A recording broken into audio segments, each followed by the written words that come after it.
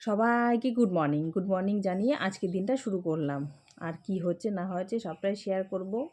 লাইফস্টাইলটা কীরকম কাটছে আমাদের দেখতে থাকুন, পাশে থাকুন। ঘুম থেকে উঠেই কোনো বিছানাপত্র গোছানো হয়নি, বাবু মুখও দেয়নি, শুরু হয়ে গেলাম বাবুকে পড়াতে।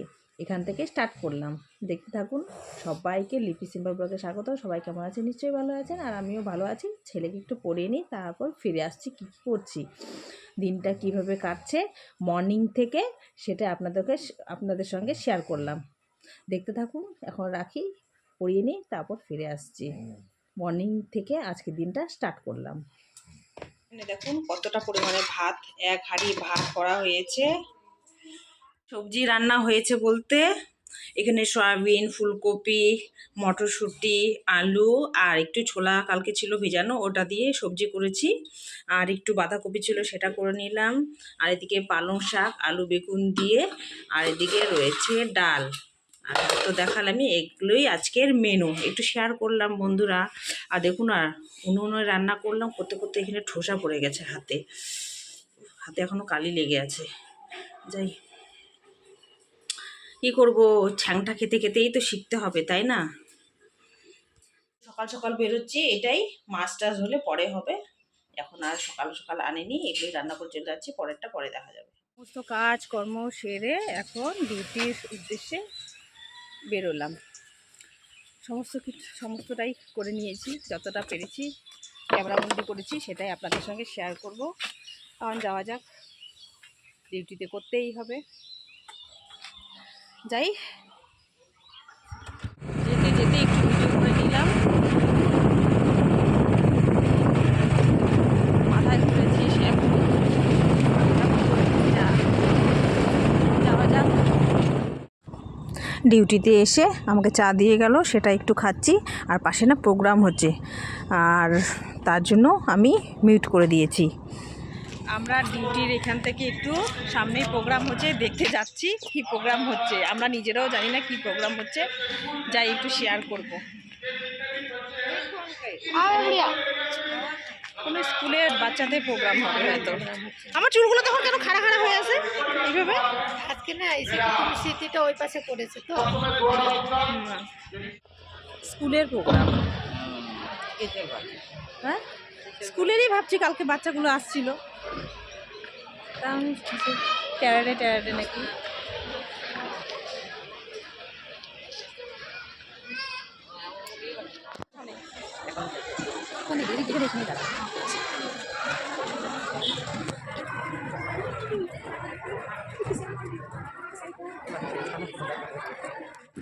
বললাম না একটু আগে যে প্রোগ্রাম হচ্ছে পাশে, তাই চলে এলাম দেখতে। খুব ভালো লাগছে, এসে দেখছি ছোটো ছোটো বাচ্চারা এখানে নাচ করছে। গানও হয়েছিল, বেশিক্ষণ আমরা থাকিনি, ডিউটি ফাঁকি দিয়ে এসছি, তাই দুটো নাচ দেখে আমরা চলে গেছি। এসে কিন্তু ভালোই লাগছে, ছোটো ছোটো বাচ্চাদের নাচ দেখতে খুব ভালো লাগে। গৌতমীদি, এই যে আমরা প্রোগ্রাম দেখে এখন ডিউটিতে যাচ্ছি, খুব ভালোই ফাঁকি মারলাম, তাই না? ভালোই লাগলো না প্রোগ্রাম, বাচ্চাদের প্রোগ্রাম দেখে। যা দেখে আসবি তো দুজন মিলে, যাও না, যাও। ভালোই লাগলো। আচ্ছা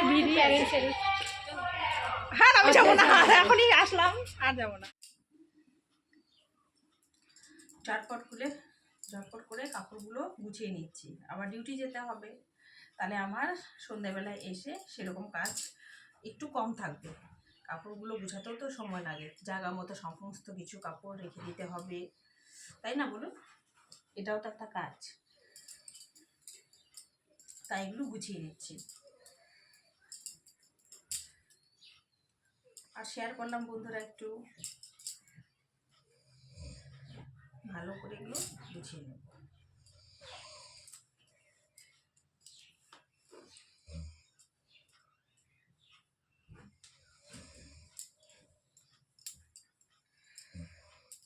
আর যদি ভিডিওটা তোমাদের ভালো লেগে থাকে কোনো অংশে, তাহলে লাইক কমেন্ট করে দিও, আর অন্যকে দেখার সুযোগ করে দিও,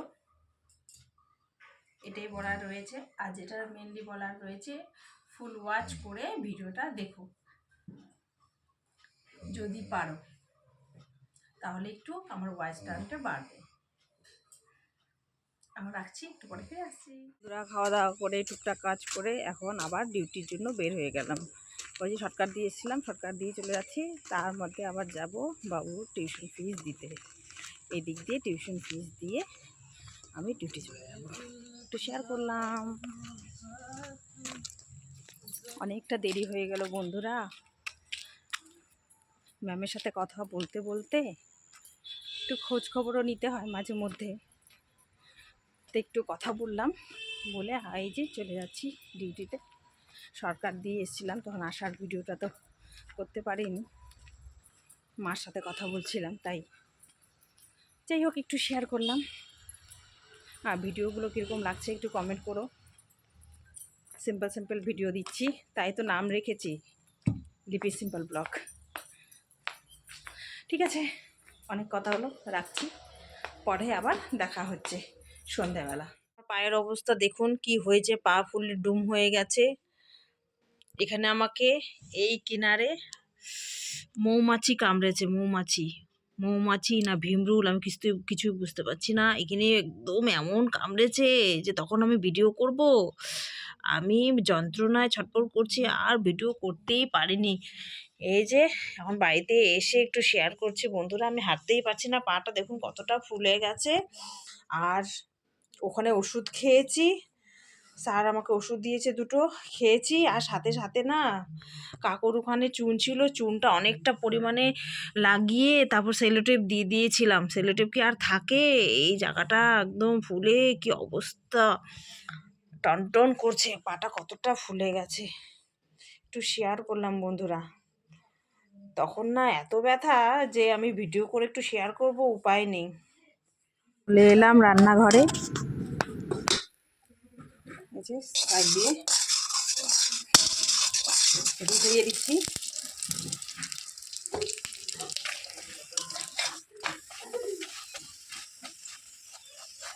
একদম কিন্তু পরোটার মতো কিন্তু ফুলছে, ভালোই লাগছে, বুদ্ধিটা কাজে এসে গেছে। বাড়ির সবাই বলছে পরোটা খাবো পরোটা খাবো, কী করবো ওই মুহূর্তে তেল যে ছিল না, আমার একদম খেয়াল ছিল না, তাই এইভাবেই আমি করে নিলাম। আর এইভাবে ঘি দিয়ে খেতেও ভালো লাগবে পরোটাগুলো।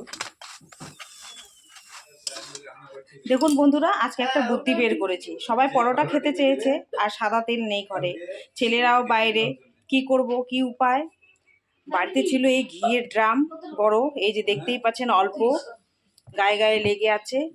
আর বুদ্ধি করে এই গায়ে গায়ে যে লেগে আছে এই ঘিটা দিয়েই আমি পরোটাগুলো করে নিলাম, ঘিয়ের পরোটা। আর এখানে ফুলকপি, পেঁয়াজকলি আর আলু ভেজে নিয়েছি। এইভাবে এখন ওদেরকে খেতে দেবো। তাহলে আমার পরোটা ভাজাও হয়ে গেল আর ঘিটাও সেভ হয়ে গেল।